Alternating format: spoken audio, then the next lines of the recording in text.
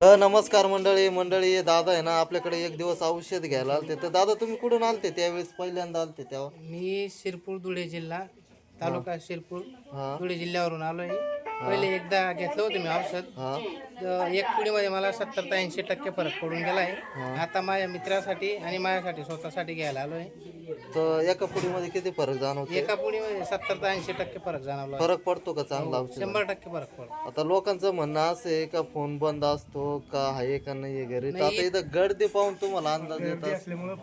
बंद असतं इथपर्यंत यायला पाहिजे. 100% फरक आहे. 100% घेऊन जा.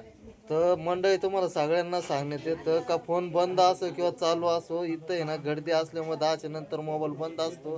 डायरेक्ट घरी औषध भेटतं. आता तुम्ही घरी आले, माझा तर फोन लागला नसेल, तुम्हाला औषध दिलं की नाही? 100% औषध भेटलं. इथं घरी येऊन घेऊन जा.